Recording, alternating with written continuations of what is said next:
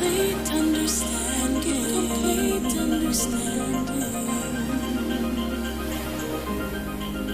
When keeping God's command, keeping God's command.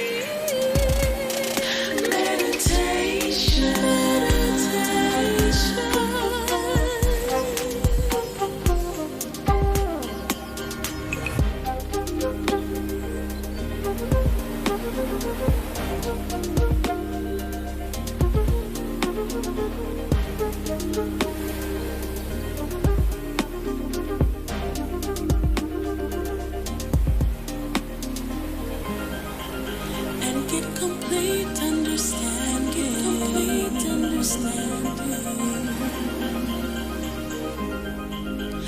keeping God's command, keeping God's command.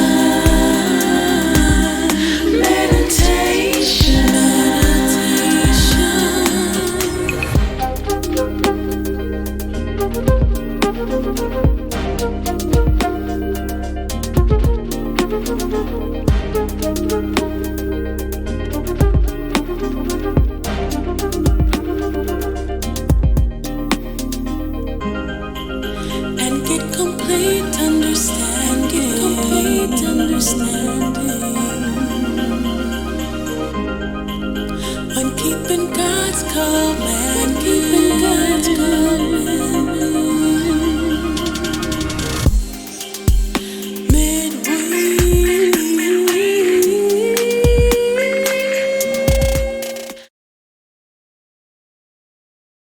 Shoot. Shalom, shalom, shalom, shalom. Of course, the phone will go off right when I go live. How's everybody doing today? How is everybody doing? I pray y'all doing all right. It's Wednesday, another Wednesday. You know, every Wednesday, Midweek Meditations is here at 5:30 Central. So we here again, and just as we committed to, just as we promised.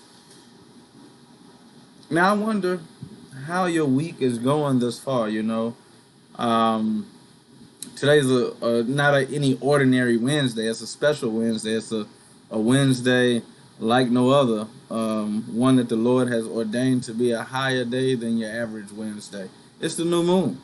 All praises to the Most High for that. A lot of people may not know what the new moon is, but that's a scriptural thing. Just like the Sabbath is a scriptural thing, just like Passover is a scriptural thing. These are days that the Lord has ordained to be special, holy days. And for many of us, it's time for us to understand that. For many of us, it's time for us to actually start looking at these days over the days that we see on the calendar that you have at work and at school and wherever you may have it. This is the day, this is the chance that you have to actually come back to your heritage. But it's Wednesday, nonetheless. Midweek Meditations is here to help you get through the rest of the week so that you can make it to the Sabbath day, so that you can be spiritually recharged and rejuvenated, to have your spirit right when you come into fellowship with the brothers and sisters around you. It's another thing that you're supposed to do. And I know a lot of us only get an opportunity to see certain brothers and sisters once a week. So it's best that we are in the best spirit possible so that we don't ruin that fellowship. So let's take a look and see who is in the building today. We got a couple people online. I see Hayes, I see Royale, Dewada, Elia, Tyrone, Elijah, Jay, Philip, P. Don, Mega, all praises for the people who have joined so far. If y'all could just hit that share button and get some of your friends and your family online. We got uh, Queen Kashiba and Shay KJ, Shay Jones, Claudia Nelson. Okay. Good to see y'all. Good to see y'all. Making sure that we got looking good on the Periscope. Looking good on the YouTube. Looking good on the Facebook. So, if any of you have not been watching before, check out midweekmeditations.com so that you can catch up on anything that we've talked about previously. We do this every week, 5:30 Central. And in addition to, being here live with you, we have daily Bible verses that come out 5 days a week. We have a blog that just kind of shows you the thoughts that I've been thinking about as I've been meditating on these scriptures. We have some Bible trivia to make sure that we're comprehending the reading. And then we come to a day like today where it goes live and we really talk about what's going on, what I've been meditating on. Because we are supposed to meditate on these scriptures all day, every day. I know we have plenty of other things going on in our life, but we have to give God His time. We have to meditate on His words and change our lives. A lot of us, unfortunately, we didn't know that we were supposed to keep God's laws when we were younger. We didn't know that God had a chosen people when we were younger. We didn't know that Christ came and died for our sins, and He looked like us. It wasn't someone that was coming, that we didn't recognize. We recognized our Savior because our Savior was a representation of us. And when I say us, I'm referring to Christ was a black man. Christ is a black man. Contrary to what we have in popular society today, the image that we see on the walls of our churches, your grandmother's house, or wherever it may be, that is a depiction that does not follow the biblical description. But that's important to know. That's important to know because as we grow in the Spirit, we have to be able to identify with what the Spirit is actually trying to tell us. We have to be able to identify with the truth as it is written and not be caught up in, what should I call it, the confusion that comes with lack of proper information. Some people may or may not agree that it matters, but it does matter. Because just like The Little Mermaid, it matters to people that The Little Mermaid is played by a black female. Just like they would get mad at any character that they felt was not indicative of their original belief of what their look was, if you will. But for far too long, we have not gotten mad about the right things. We have not gotten mad about how Christ is represented. And now it's time to get our minds together. And as we do that, that's going to help transform us from boys to men. That's today's topic, boys to men. Because we've talked recently about women and their role and their what the scriptures say about their spirit and how that should be. We've talked recently about being a parent and how you should deal with your children. But we have not forgotten about the fact that men have to grow too. Men have to learn their role too. Men have biblical instructions as well. Now, there are plenty of biblical instructions that are there, but we're going to go into a couple of things that I pray is going to be pertinent to you in your life, whether you be a male or a female. Why? Because you women, you are raising young men. You are the mothers to the next generation of kings. So you have to understand what it is to be a man as well. For you brothers, you got sons as well, but you also have to mature yourselves. A lot of people may have the physical attributes of being a man, but spiritually that is lacking. So as we grow in that, as we get better in this, as we go from boys to men, we are going to complete and perfect our salvation. So I just want to take a moment to see who else has joined in today. While I'm doing that, I want each and every one of you to hit that share button. Get this thing on your timeline. Hit that like button. Hit that subscribe button. Put a couple of hearts on Periscope. Do it all. Make sure that you assist in helping to spread the gospel across the four corners of this earth. There are millions of people who have internet. And although they have the internet, they don't have the ability to get with people with like minds with them. Some people are one to a city. But if you share this, it could end up helping someone's city grow in the understanding of who they are, God's chosen people. All right, so we got Melchizedek, we got Judah and Esther, we got Tiana, we got Ariel, all praises. Yakima and Gabriel. So, now that you guys have actually shared that video, now that you have actually let your friends and family know, hey, I got something for you, you need to check it out. Now is a good time for us to begin. Now is a good time for us to start down in the scriptures. So let's go to Genesis 1:26. And if there's anyone that can scribe and put the verses up as I bring them out, that would be helpful, because there are some people who may need a little assistance, a little time to catch up with the scriptures. They may be listening while they're at work, or just don't have the best internet connection. So just anything that can help. Not to mention, sometimes I might mess up a word. I might not speak too clearly, might speak too fast. So at the end of the day, we're helping. So with that being said, Genesis 1:26. Genesis 1:26. Let me hit the share button real quick.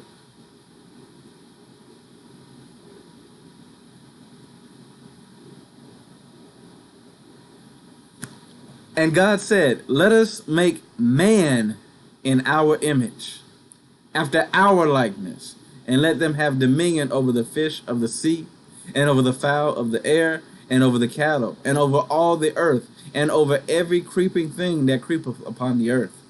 So let's start. We're in Genesis 1. We're in the beginning. And in the beginning, man is being made. Man is being made, and guess what? Man is being made in our image, it said. The our is God. God, if you're really looking deep and trying to understand God, God is a representation of the powers in heaven. And you have to, when you understand the our, then what you're seeing is, yes, there is a most high God, but there's the heavenly hosts up above, those who are all there with the most high God. And they are having a conversation, and they're saying, let us make man in our image. So when you make a man, the first man, Adam, he was made in the image of God, meaning looks like God. Now, as we read on, it says, let us make man in our image, after our likeness. So we look like God, and then the likeness, meaning more than just the image, meaning the physical attributes, yes, but also the characteristics, the spirit within the man was in the likeness of God. The emotions, the happy, the sad, the angry, those things came in the likeness of God as well. The thoughts, the creativeness, all these things. And as I read on, it says, and let them have dominion over the fish of the sea, over the fowl of the air, over the cattle, over all the earth, dominion. So that's how we were made from the beginning, to have dominion. Now, when you look up the word dominion, you gotta look these words up, because they help you better understand the Bible. See, a lot of us, we only go off what we think we know what that word means, not realizing that in the dictionary there may be multiple terms or definitions for a particular word. So it behooves us to go deeper and to find the specific of what that word means within the context of what's being said. So it says dominion, let man have dominion, right? And dominion means to have supreme authority. It means to have absolute ownership. It means to be self-governing. It means to be sovereign or in control. And so as we read that, we got to understand God told us as men to be in control, to have authority. God told us as men to do that. Now, as we examine the spirit of a man going from a boy to a boy don't have no control. But as you become a man, you gain that control. And you got to keep that control. It says dominion over the fish, the fowl, the cattle, the whole earth, and every creeping thing that creeps upon the earth. So God created man in his own image. In the image of God created he him. Male and female created he them. So he made man in the image of God. Man was made in the image of God. And in addition to man being created, female was also created. Verse 28, it says, and God blessed them and said unto them, be fruitful and multiply and replenish the earth and subdue it and have dominion over the fish of the sea, over the fowl of the air, and over every living creature, every living thing that moveth upon the earth. So when you read this, you begin to understand that we, men, were created to be replicas of God. We were created to be like God, in the same likeness of God. We weren't created to be anything less than God. So it says, God blessed them and said unto them, be fruitful and multiply. Now, be fruitful.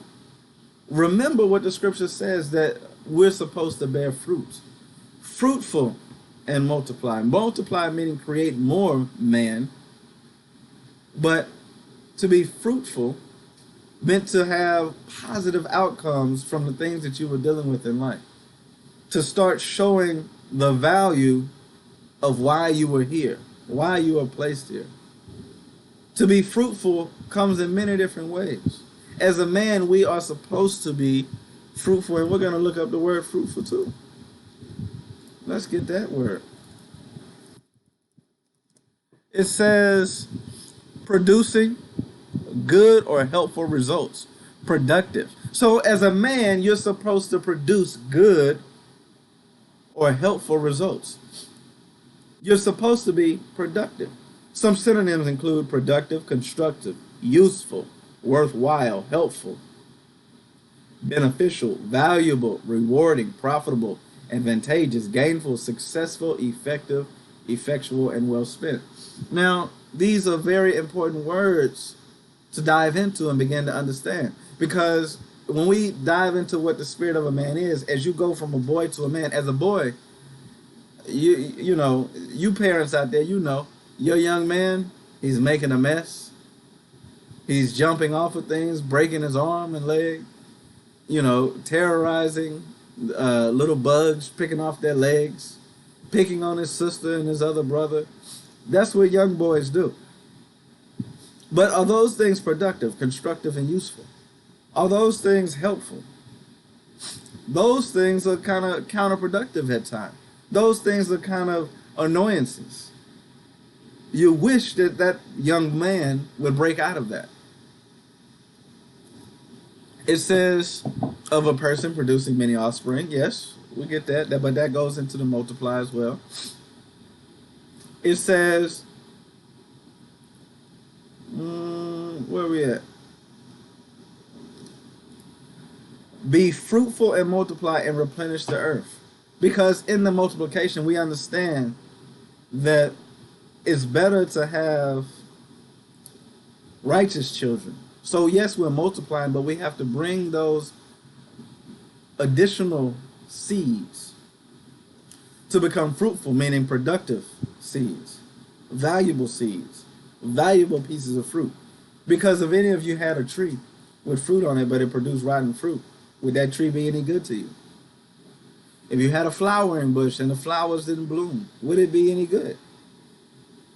So God is calling us to be fruitful. Okay. So it says, and subdue it. So God is calling man to be fruitful, to multiply, and to subdue. Now we got to look up the word subdue. These are all great words. And a lot of people will read through these words so fast and get to the next verse. But sometimes we have to take our time with the verse. We got to slow it down.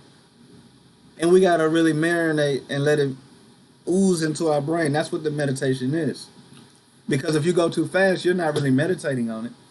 You may never even remember it came through your brain in the first place. So the definition of subdue is to conquer and to bring into subjection. The Lord is calling you men to conquer and bring the whole earth into subjection. That's a spirit that we're supposed to have. It says to bring under control, especially by an exertion of the will, to bring land under cultivation, and to reduce the intensity or degree. Those are some of the definitions of that. Now, as you understand and meditate on that word within the Bible, you understand that it can mean bringing land under cultivation, because we see that Adam was supposed to be a husbandman, and he was supposed to be able to eat from the fruit of the ground. But it also says to conquer and bring into subjection and to bring under control, and that's also what Adam had to do. He had to do that with these animals, with the birds and the fish and the creeping things. And God is saying that that is what he wants man to do, as he made that first man from the dust of the ground. The dark dirt, which represented the black Adam. So it says, let's go to Psalms 82 and 6. Psalms 82 and 6. Matter of fact, let's start at 1. Because in this Genesis 1, we find that God made man in his own image, in our likeness, the likeness of God, right? Now, Psalms 82 says this: God standeth in the congregation of the mighty. He judges among the gods. How long will you judge unjustly and accept persons of the wicked? It says he judges among the gods. Okay, keep reading. Defend the poor and the fatherless. Do justice to the afflicted and needy. Deliver the poor and the needy. Rid them out of the hands of the wicked. They know not, neither will they understand. They walk on in darkness. All foundations of the earth are out of course. Verse 6. I have said, ye are gods, and all of you are children of the Most High. As children of the Most High, we are supposed to be gods. But verse 7 says, but ye shall die like men, and fall as one of the princes. Arise, O God, and judge the earth, for thou shalt inherit all nations. So as I read this, I keep meditating and I keep seeing, okay, God wants us to be like him, to have subjection, dominion, to be that God on earth as he is in heaven. But we're dying like men, regular men. We're dying like less than gods, because we have not kept the commandments. We have not kept the covenants. We fall like a prince, which is not a god. So God is calling us as men to arise, O God, and judge the earth. Get up, come out of your stupor, become the God that I've always intended for you to be, and judge the earth and inherit all nations. That's the subduing. That's the dominion. As you see, this can't mean that every man of all nations is a God, because then who would they inherit? It's talking about the Israelites. The Israelite men are supposed to be gods, to inherit the nations. Now, if God would keep telling us this, we see the examples. We see that David did exactly what was being said. That's why we're reading that here in Psalms. We see that David got up and went and conquered nations and subdued them, destroyed them, showed them who the real man was, who the God on earth was, who God's chosen people were. The Philistines couldn't get enough of the Israelites whooping up on them. And we were supposed to continue doing that to this day. But we ended up dying like men as we could not contain ourselves and stay away from the sin. So you men, a lot of you beat your chest and talk real loud and bold, and you got great, valiant beards. But that ain't all that God is asking you to do. God is asking you to actually stand up and do something, to make change, to be that judge on the earth. So are you the judge that God is intending for you to be? I pray that you are. I pray that I am. I'm working on that. I'm trying to make myself better. That's what Midweek Meditation is all about, is getting better, becoming more like what God intended for us to be.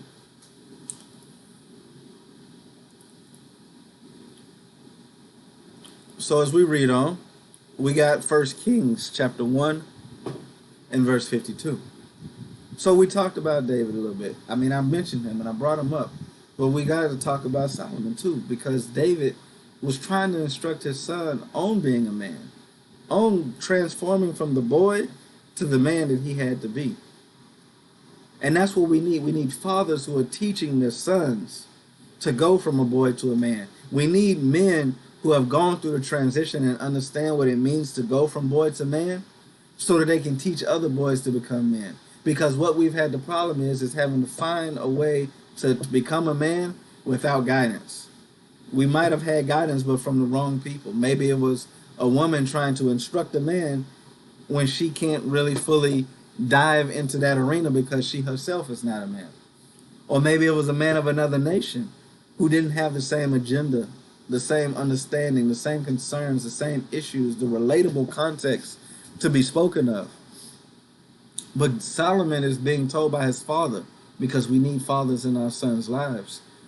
What is he being told? He says, and Solomon said, if he will show himself a worthy man, there shall not an hair of him fall to the earth.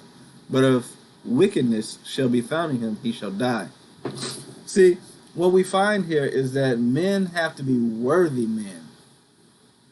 Men have to be worthy. You can't just say, because I have the genitalia to be a man, I'm a man. You can't just say, because I am this tall and I have hair on my chest, and that makes you a man. You can't just say, because you have a job or a child, that makes you a man. The scripture is telling us that you have to be worthy.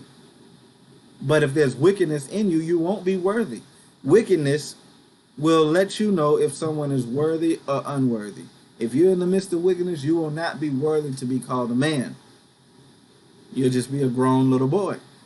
So what we're trying to do, what we should all be working on, is saying, how do I make sure that I'm not a grown boy? How do I make sure that I have actually matured into the man that God wants me to be? It says, if he will show himself a worthy man, not just any old man, but a worthy man, there shall not an hair of him fall to the earth. So when we read in Psalms that we shall die like men, you know, if you look at the context, it's talking about, I believe, let's see, who is it? Adonijah, supposed to be getting put to death.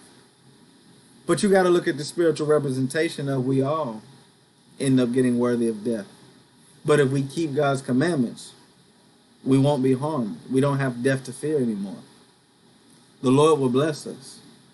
And so many of us have kept one to skip a few, but we have really never done the foolproof method and said, you know what, I can do the thing that can take me back to the godlike capacity that God has commanded me to be. Now, how many of us really think that God mean what he say when he say it? Some of us don't. Some of us think that, yeah, he said it, but it's not realistic. I can't achieve that. Well, I beg to differ. I think that you can achieve it, and I'm working hard to achieve it myself.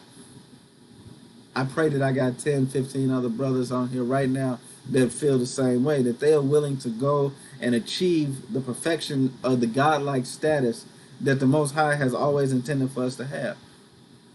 All these brothers on here, I want to see thumbs up if you're really serious about changing and becoming a god as opposed to a prince that's going to just die.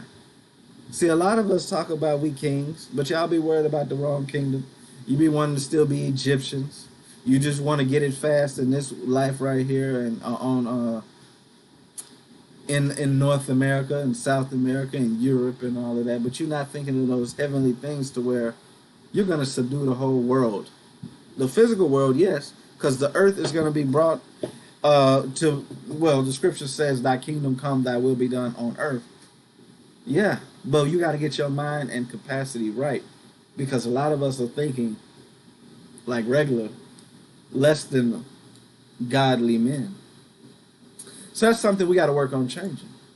So it says, and Solomon said, if he will show himself a worthy man, that's what you guys got to work on. That's what we got to work on. That's what you sisters got to be seeking, worthy men. That's what you sisters got to be working on, making sure that your son is a worthy man, choosing a worthy husband. There shall not an hair of him fall to the earth, but if wickedness shall be found in him, he shall die. So King Solomon sent, and they brought him down from the altar. And he came and bowed himself to King Solomon. And Solomon said unto him, go to thine house. Next chapter, verse 1. Now the days of David drew nigh that he should die. And he charged Solomon his son. Because David is trying to tell his son what to do, how to grow into being who you are. I go all the way of the earth. Be thou strong therefore, and show thyself a man. See, there's a strength that man must have to really be a man. To go from the level where he was with his father, telling him to be thou therefore strong. Go the way of the earth, and be thou therefore strong. Showing you, he's telling his son to go beyond the point at which he is right now. Going beyond the strength level that he has right now. He's telling him that you're going to have to show the world that you're a man. Okay, yes, you're my son. You're a male. Yes, you're this old, and yes, you've done these things for. But now that I'm leaving, it's time for you to show that you are really a man, and that you're not hiding behind me. It says, and keep the charge of the Lord thy God. See, that's the first criteria of being a man, is doing what God wants you to do. Because if you do that, that shows that you have the ability to follow instruction. That shows that you have the ability to understand reason. You have wisdom and fear of the Lord, which is smart. Because as a man, you have to be smart. You have to make good decisions. Because a man, imagine, sisters, if your man, the husband that you choose, becoming the father of your children, don't make wise decisions. And he make decisions that are worse than what the kids would have made themselves. You expecting this adult to be able to rule over and play the role of the adult and make the wise decision for the kids. But what if that man don't do that? So it says in verse 3, and keep the charge of the Lord thy God, because that's that needs to be done. We are working to teach our children how to be godly, how to be righteous.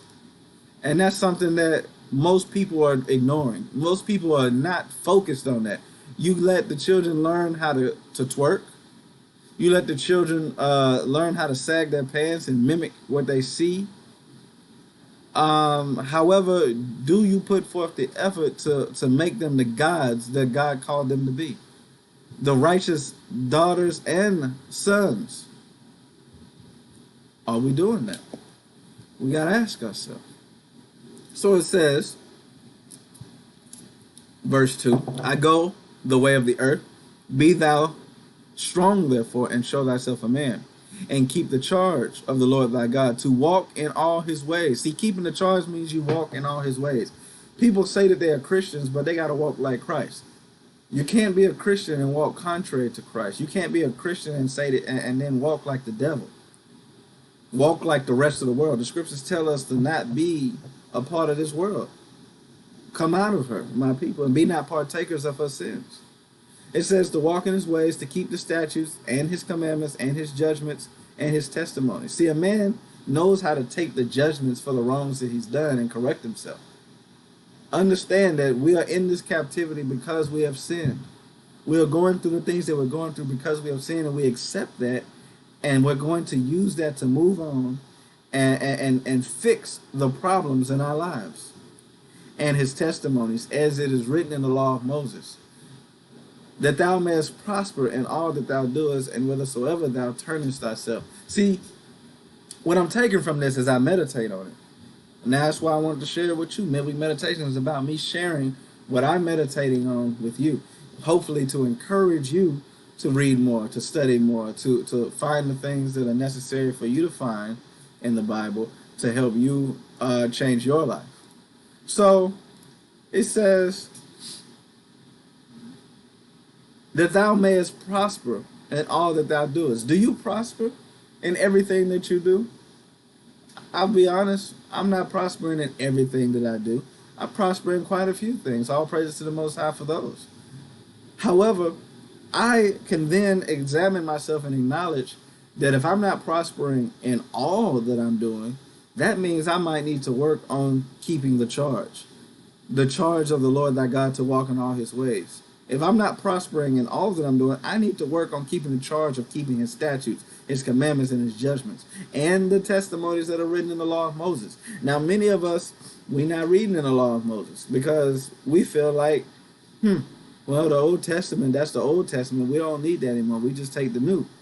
Well, what you fail to realize is without the old, there is no new. It's just like an amendment to the Constitution. You can't have amendments, but no Constitution to attach it to.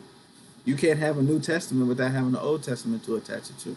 Because every time that in the New Testament they say, as it is written, and you've heard before time of the prophets was said or something like that, that's all referencing Old Testament. And you have to go back and read those things to get the full knowledge, wisdom, and understanding. So, it said that thou mayest prosper in all that thou doest, and whithersoever thou turnest thyself. That was supposed to be how God's rolled. That was supposed to be how men roll in prosperity. Everything you touch turn to gold. Everything you touch is prosperous. But for the black man in America, everything he touched normally turned to ash, to dust. Very rarely do things work out. You have to work so hard to get a little bit of fruit, if you will. But the Lord is letting us know, I'm expecting you to be fruitful. You're supposed to prosper if you do what I've asked you to do. Are you doing what God has asked you to do? You know that's my thing. I got to ask you. Because I meditate on it and I want you to meditate on it too. It says, verse 4, that the Lord may continue his word which he spake concerning me. Because when we keep our end of the deal, when we actually keep the commandments, then the Lord continues to do what he said he was supposed to do. Because basically, a lot of things that the Lord has said he's going to do and hasn't done yet is because he's waiting on us to uphold our end of the bargain. He said that he was going to bring us back into rulership. Okay. The kingdom is coming, but it's within you. You got to do your part too. It says that the Lord may continue his word which he spake concerning me, saying, if thy children take heed to their way, to walk before me in truth with all their hearts, with all their souls, there shall not fail thee, said he, a man on the throne of Israel.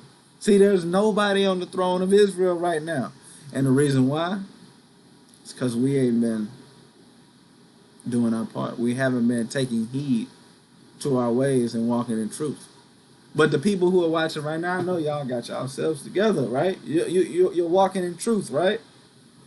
You're repenting. You're changing your ways and turning away from the things that God told you not to do, right? Is that what y'all doing, brothers? It's sisters. Are the brothers doing that? Well, I pray that they are. I pray that they are, because if they are, that's a righteous thing to be doing. If they are. So, let's go on. Let me take a moment and give y'all an opportunity to say something in the comments, to share the broadcast. to click the like button, the subscribe button. Do those things and help get this gospel spread. Give you a few minutes to do that. Tell everybody shalom. Tell everybody happy new moon. Tell everybody that you're blessed to have another day. Um, Make sure we good on each of the different locations we got here. Give me a second.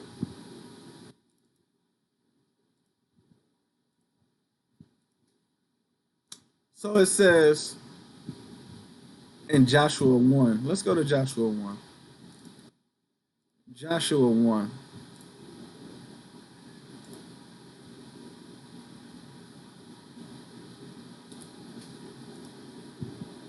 Now, after the death, we're starting at verse 1. Now, after the death of Moses, the servant of the Lord, it came to pass that the Lord spake unto Joshua, son of Nun, Moses' minister, saying, Moses, my servant, is dead. Now, therefore, arise, go over this Jordan, thou and all this people, unto the land which I do give them, even unto the children of Israel. Every place that the sole of your foot shall tread upon, that have I given to you, as I said unto Moses. From the wilderness and this Lebanon, even unto the great river, the river Euphrates, all the land of the Hittites, and unto a great sea toward the going down of the sun, shall be your coast. There shall not any man be able to stand before thee all the days of thy life. As I was with Moses, so will I be with thee. I will not fail thee nor forsake thee. So let's stop there. God has given another commandment telling these men to go take over this piece of land, to go take over the earth. These people that stand before you, they cannot subdue you. They cannot fight you. They cannot outdo you because I have already declared this for you. But do you understand that to be a task that a righteous man, a God, should take? Many of us only see it as suggestions. But these things are real. These things are righteous. These things are what we're supposed to be doing. So it says, there shall not be any man able to stand before thee. Remember, we said, the scripture said in Genesis 1 that we were supposed to have dominion and be able to subdue. We have to subdue people too.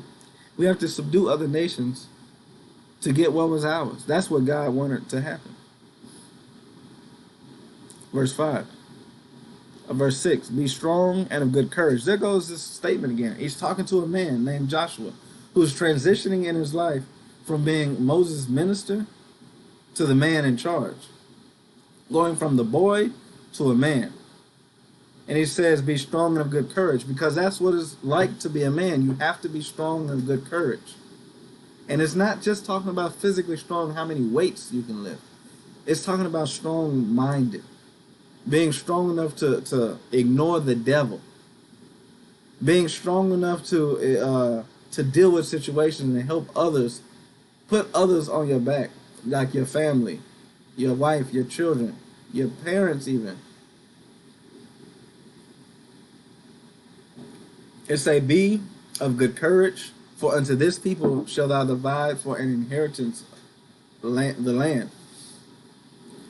If we were to be strong, if we were to have courage, lands would be divided for our inheritance. The reason why we don't have a lot of the land that we could have right now is because we lost the courage to keep it. We ended up giving that up because we were not keeping God's law, statutes, and commandments. We weren't fighting, being fought for, therefore, and we were not able to have the courage to keep it. I have family members who I've heard stories from where there were, in historic times, there were pieces of land that were left to the family members, but they weren't received because of lack of courage to actually execute the policies.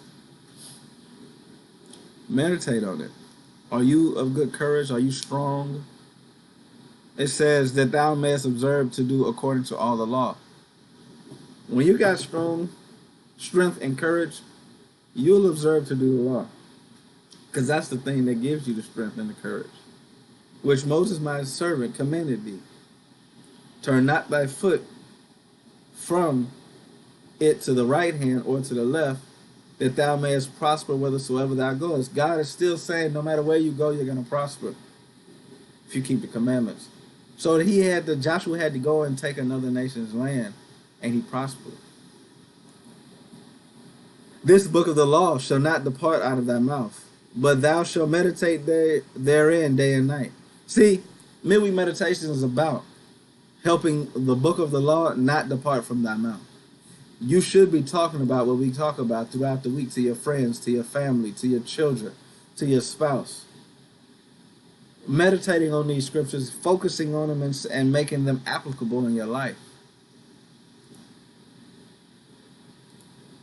It says, this book of the law shall not depart out of thy mouth, but thou shalt meditate therein day and night, and thou mayest observe to do according to all that is written therein. See, for the people who are the 1, 2, and to skip a few, we're supposed to observe and do all that's written. So it takes a lot of reading to make sure that you understand what is being written. Because just because it said it in one place doesn't mean you're supposed to do it. It may be a clarifying moment of what not to do.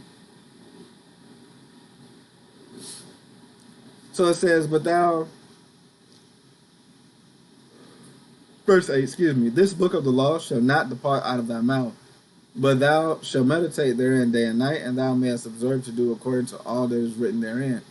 For then thou shalt make thy way prosperous, and then thou shalt have good success. See, there's a if-then type of statement here. If you do this, then this will happen. See, a lot of us think that all we got to do is pray, and it's going to happen. But the thing is, faith without works is dead. If your works do not line up with what you're requesting, if you're not doing the things that God has requested, your prayers go unanswered. Your prayers go void. If you're in the midst of sin, John 9:31 says that he don't even hear your prayers if you're in the midst of sin. Now, I know in a lot of churches you forgot about that verse, even though it's in the New Testament, in John. However, we must understand that God was leaving us a message, and he let us know that if we don't keep his commandments, he's not trying to hear what we got to say. So you wonder why you're in such a bad situation and why you still haven't been able to fix it.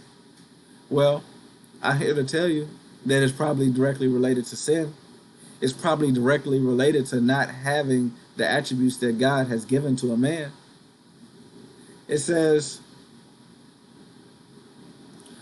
only be thou strong and very courageous, that thou mayest observe to do according to all the law, which Moses, my servant, commanded thee. Turn not from it to the right hand or to the left, that thou mayest prosper whithersoever thou goest. You're not going to prosper if you turn away from the law that Moses gave. So if you start doing something contrary to that, you're going to find that it's going to hurt you in the long run, maybe in the short run too. Verse 8, this book of the law shall not depart out of thy mouth, but thou shalt meditate therein day and night. That's what I'm trying to do. I'm trying to always be thinking about the Bible, that thou mayest observe to do according to all that is written therein. I'm trying to read it all. I want to make sure that I've read it all, and so that I can then begin to apply it all. You know, a lot of brothers and sisters will ask the question about reading the Bible all the way through. You better do it. It's a good thing to do, because the more you read, the better off. Readers are leaders. The more you earn, the more you learn, the more you earn type of situation. And if we're trying to achieve a kingdom, which is the highest earning, which is the highest form of leadership, then we're going to have to read in the book of the law. So you want good success. Well, what are you doing to make sure that happens? Verse 9, have I not commanded thee? Be strong and of good courage. Be not afraid, neither be thou dismayed. For the Lord thy God is with thee whithersoever thou goest. So, you know, we're traveling down the road of becoming a man, moving away from being a boy. We understand that as men, we must be providers. 1 Timothy 5:8. But if any provide not for his own, especially for those of his own house. See, that's a man right there. He has denied the faith and is worse than an infidel. So a man who doesn't provide is worse than an infidel. And when that provide word comes up, see, a lot of you only think about the food on the table. But there's so many things that we as people need to get ourselves together. Yeah, I need food. Yeah, I need water. I need shelter. Those are the chief things in life. But I need spiritual nourishment. I need to be taught the scriptures. I need to be taught right from wrong. I need affection. I need care and concern. These different things that are needed, a man must be able to provide as well. Because as we read further in this chapter, it's talking about widows and providing for the mother of the children, providing for the wife whose husband passed away. What did that man leave for her? Did he prepare for the day that he might not be here with us anymore? That's the question that must be asked. So it says, but if he provide not for his own, skipping along, he's worse than an infidel. Now, 1 Peter 3:7 says, likewise, ye husbands, dwell with them according to knowledge. That's part of the providing, is providing knowledge to the wife, giving honor unto the wife as the weaker vessel, and being heirs together of the grace of life, that thou prayers be not hindered. See, we just talked about prayers being hindered a minute ago, and now we're giving another example of how prayers can be hindered, which is by the house being out of order, by the husband not dwelling according to knowledge and giving honor to the wife as the weaker vessel. You want your prayers answered, you better get yourself together to where you and the wife are on one accord together. That you're dwelling with her according to knowledge, meaning not only are you teaching her, but you're showing her a positive example as well. She's going to see the scriptures that you've gone over in your actions. 1 Corinthians 13:11. When I was a child, I spake as a child. I understood as a child. I thought as a child. But when I became a man, I put away childish things. So there's this transition period in a man's life where he goes from playing with toys to getting a job and working. You know, there's a transition point that we all have to make where we understood as a child, but now we understand as an adult. We thought as a child, but now we think as an adult. We have to understand these things and get them meditating in our mind, because this goes back to being the grown little boy, because some of your actions may line up with more of a child than an adult. It says, when I was a child, I spake as a child. I understood as a child. I thought as a child. But when I became a man, I put away childish things. So now you begin to put away the things that are not beneficial to a man's upbringing. Understanding that these are the things that can keep us down, as opposed to these things over here, the things that can help us rise up. So it says,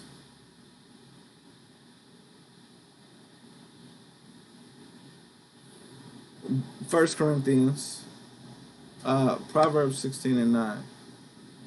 It says, a man's heart, Proverbs 16:9, a man's heart deviseth his way, but the Lord directeth his paths. See, we are supposed to be guided by the Lord as men in a household. And we know within that party, you know, there are multiple things that have to be considered. But at the end of the day, a man is going to be directed by the Most High God. And if he's not, all of that stuff that we're talking about, all the things that could go wrong in a man's life will go wrong in a man's life. And we have to examine it. We have to make sure that we understand that it doesn't matter what we want. It's about the Lord directing our path. So, in Proverbs 16:7, it says, when a man's ways please the Lord, He maketh even his enemies to be at peace with him. So we have to be pleasing of the Lord. That's very important for anyone, because even your enemies should be at peace with you if the Lord doing his part. So if you're not doing your part, then what? Are you going to please the Lord? Is it pleasing to keep God's commandments? So today we're going to stop right there. I'll let you guys get back to your celebration of the new moon. I want to encourage each of you to hit that share button right now. Each of you to hit that share, like, subscribe button right now. And then that can happen. So let's take a look and see what's going on in the chat today. Let's see. Now, I know we ended kind of abruptly today. I know there's more meat that we can pull off of this bone, but we'll get more into it. Don't worry. I want to give you a time to sit back and meditate on the things that you have now. You have enough. You don't need 1,000 scriptures, because most of us, you're going to take notes if you're taking notes, and you're never going to read them again. But take the few scriptures that you've gotten today, man, and read over them over and over again. Take the few scriptures that you got today and read them today, tomorrow, the next day, and the rest of the week. And start absorbing them within your spirit and saying, am I the God that the Most High called me to be? Am I taking dominion? And brothers, don't get it confused. You don't take dominion by force of threat. You take dominion by your actions and keeping the commandments. You see, the greatest power that you can ever have is having the Most High God as your ally. And you don't have to yell louder than the next person. And you don't have to strong arm anybody. What you have to do is have the Lord be willing to convince and move spirits in the direction that you need to be moved, that they need to be moved. So if you want to be able to tell that fly to get out of the house that's buzzing around, well, keep the spirit, because if you had the faith the size of a mustard seed, you could tell a tree to uproot itself and jump into an ocean. So we're not going to go into 1,000 scriptures. Go read the few you got and see how far it will take you into meditating on being a boy or being a man. Because a man don't need all the extra instruction. A man has already prepared himself, has already been educating himself, has already received instruction when he was a boy. So if you're a man, I challenge you to get in that Bible and start reading more and bring more precepts. Start sharing them. Hit me up on Midweek Meditations and let me know what you've been reading about for your growth in being a man. Leaving that boyhood state, because it's sad, but some of you are 40 years old and you're still a boy. Some of you are 60 and still a boy. And then there might be some 20-year-old men who've got their stuff together. But that's the thing for you to examine. Which one are you? Are you the boy? Are you the man? Now, I got plenty more scriptures, and maybe I'll share a couple more with you next week. But I just want to leave you with those few. I want you to go and study them. Sisters, I want you to talk to your son about this. Talk to your husband about this. Go back and forth and start grooming each other up and being a better brother, a better father, a better husband. Because sisters, don't get high and mighty like we didn't have instructions for you last week. Or the week before, whichever week that was. So brothers and sisters, y'all can go over these things together. And as parents, you go over these things together and build each other up to be better parents so that you can share these things with your children. So you don't need a 400-page breakdown of this. What you need is to begin to desire to read for yourself, to begin to desire to get a little more motivation, to be more motivated to read and meditate daily, because that's part of being a man. If you meditate more on LeBron James and the basketball game daily, because a lot of you probably know the stats, but you don't know the scriptures. If you waiting on the new video game to come out, but you ain't waiting on the new spiritual growth in your life, what are you doing? It's time for you to be a man.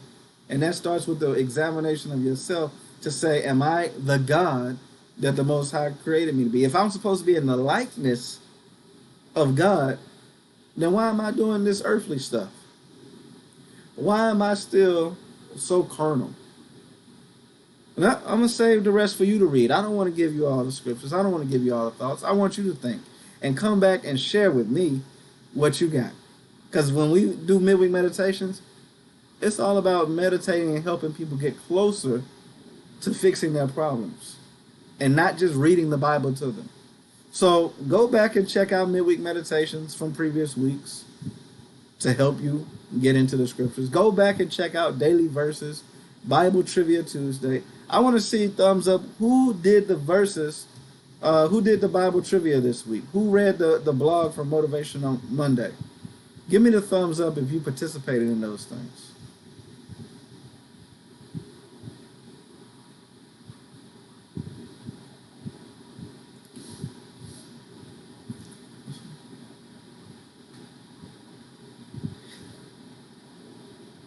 All praises for y'all who are appreciating what's coming out. All praises for those who are doing the midweek meditations, Bible Trivia, Motivation Monday, daily verses. I need y'all to start sharing those things every day. Let me know that you're actually involved in them. Don't just hit the like button, hit the share button. Let's flood the internet with righteousness instead of foolishness, because y'all are sharing the hell out of Area 51 posts, Beyonce posts, Donald Trump posts. You sharing that well. But I don't see nobody sharing no righteousness. I don't see anyone sharing Bible verses. I don't see anyone sharing positivity that's going to help change somebody's life. I just see drama, foolishness, wickedness. As you see right now, only one person's put a thumb up. That's because ain't nobody else doing nothing. I thought you were men. Where's the action? But I'm just messing with y'all. The Lord know your heart, right? I'm being sarcastic. I hope you understand. But I pray that you guys enjoyed today's lesson. We got somebody new to the page. So where I'm saying go is midweekmeditations.com. On that website, everything is there for you. It makes it easy for you to find. All of the previous lessons that we've had, all of the daily verses that come out every day of throughout the week, the recent blog entries that we put up, as well as all of the trivia. So you can go into the Bible trivia, take some quizzes, challenge yourself and see what you know. Whatever you got wrong, okay, we're going to give you the verses so you can go study it and read, put that in your notes, and meditate on it. So that's Midweek Meditations for today. So thank you for those who've been supporting so far. Thank you for those who have donated their time to help me. There's a few people who have helped me get this far, helped me bring this message to you. Thank you for those who have done anything to help push this gospel, because that's what it's going to take. So with that, I'm going to let you guys go. I'm leaving you something to meditate on. Leaving you time to go and get into the scriptures. The new moon ain't over, so you shouldn't be working, shouldn't be going to the store. You should be using this time to dedicate to the Lord. So with that, I say shalom.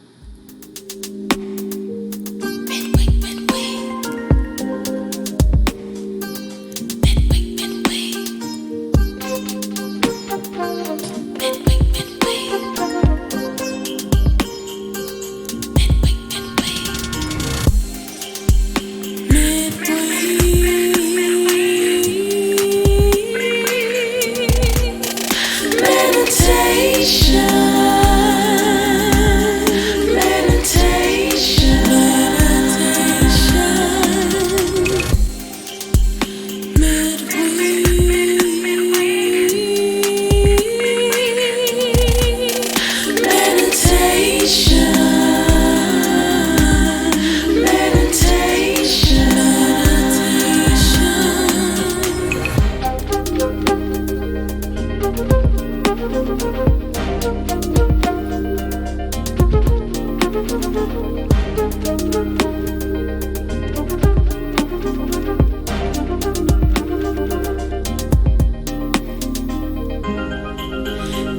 complete